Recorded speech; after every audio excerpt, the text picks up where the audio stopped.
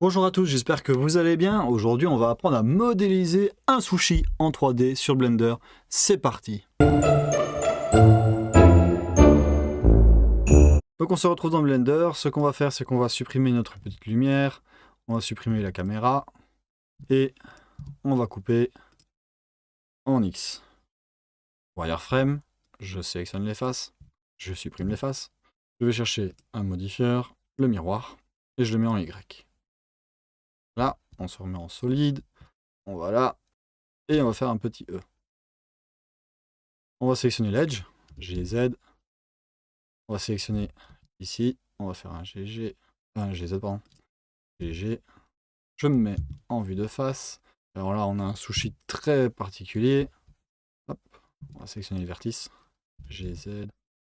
Ok. Ici, on va remonter un peu. Là. SX. Ok. Alors, on applique le miroir. On va aller faire une petite subdivision surface. Alors maintenant, il est beaucoup trop petit. SX. Ok. Je vais faire un Shift D en Y. Je vais appliquer ici et je retourne sur l'autre et je vais appliquer aussi. Je vais sélectionner celui-là. Je peux le renommer riz. Parce que ça va être notre grain de riz. On va sélectionner la vertice qui est là. On appuie sur le petit O et on fait un S. On peut agrandir. Voilà. On fait la même chose ici.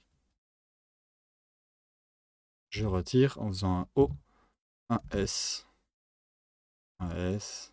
Ok. Un SX, c'est trop grand. Un petit SZ. Voilà. Un S, encore un S en Y.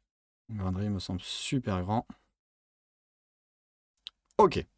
Maintenant qu'on a notre grain de riz, on va retourner sur la forme de base du sushi. On va aller appliquer. On va appliquer des cheveux. Sauf qu'on ne veut pas des cheveux, mais on veut par rapport à un objet. Et notre objet, c'est lequel? C'est le grain de riz en question. Ok, on a notre grain de riz qui est apparu. On clique sur Advance pour avoir accès à la rotation, parce qu'on va appliquer une rotation. Hop, objet rotation de base. Voilà, il faut le cocher. Je retourne dans la rotation.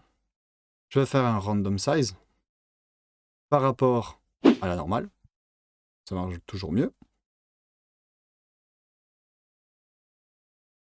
Ensuite, je reviens dans le render.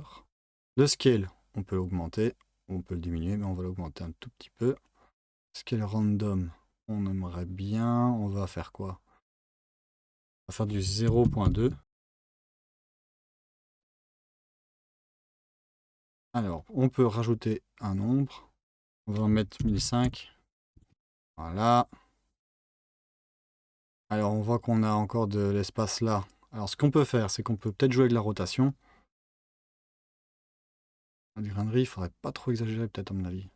Voilà. On va faire comme ça. Ça a l'air pas mal. Si vous regardez d'autres tutos, vous allez voir, il y a une personne qui vous montre le grain de riz qui est super bien fait et il vous donne pas la solution. Sauf que moi, je vais vous donner la petite solution, enfin la petite astuce qui va pouvoir vous aider. Il suffit juste de retourner sur le grain de riz, vous lui appliquez une texture et vous augmentez la subsurface. Et là, vous avez votre grain de riz qui est presque fusionné. Vous pouvez diminuer si jamais ça ne vous convient pas.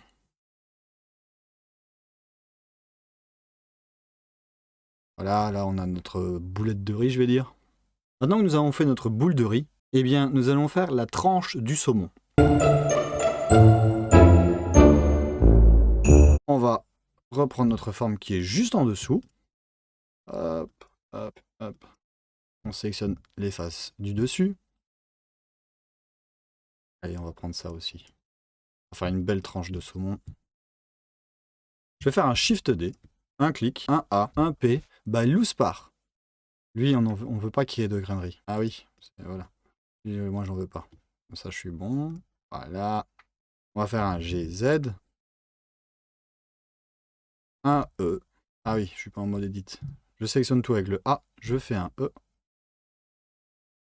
Ok, un petit GZ encore. Encore un GZ. Ok. Maintenant que nous avons la tranche du saumon, ce que je vais faire, c'est que je vais aller chercher la texture que j'ai faite la semaine passée et je vais venir l'appliquer sur ma petite tranche de saumon.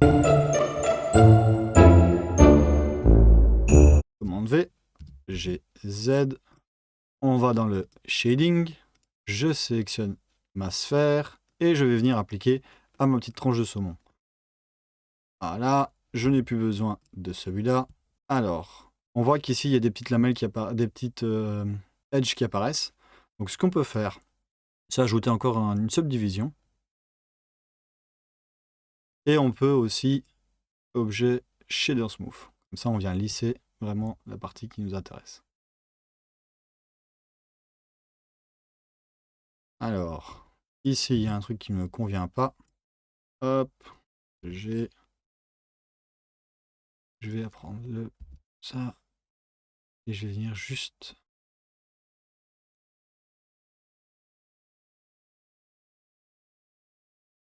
Alors ce que je peux faire, c'est peut-être faire ça à celui-là et faire un M add center.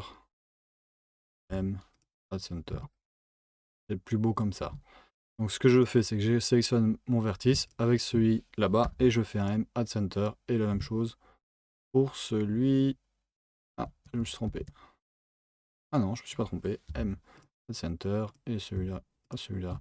M add center, comme ça c'est parfait. La même chose ici. Là. Voilà.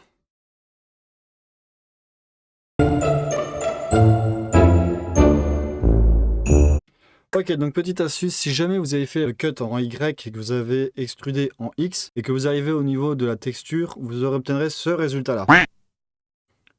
Donc soit de vous le laisser comme ça si ça vous plaît, sinon il y a juste une bête modification à faire si vous voulez arriver au même résultat que moi. C'est juste aller dans le shading, vous sélectionnez la texture, et moi je l'avais fait en Y en fait. Donc il suffit juste de mettre en X, parce que vous avez fait ça en X. Après il faut peaufiner et réadapter au niveau de la texture ce que vous voulez quoi. Donc voilà, je viens de terminer cette vidéo, je vous ai donné la petite astuce, j'espère que la vidéo vous aura plu. N'hésitez pas à vous abonner, n'hésitez pas à me laisser un commentaire. Comme d'habitude, moi je vous mettrai le lien de téléchargement en commentaire et je vous dis à la semaine prochaine. Ciao!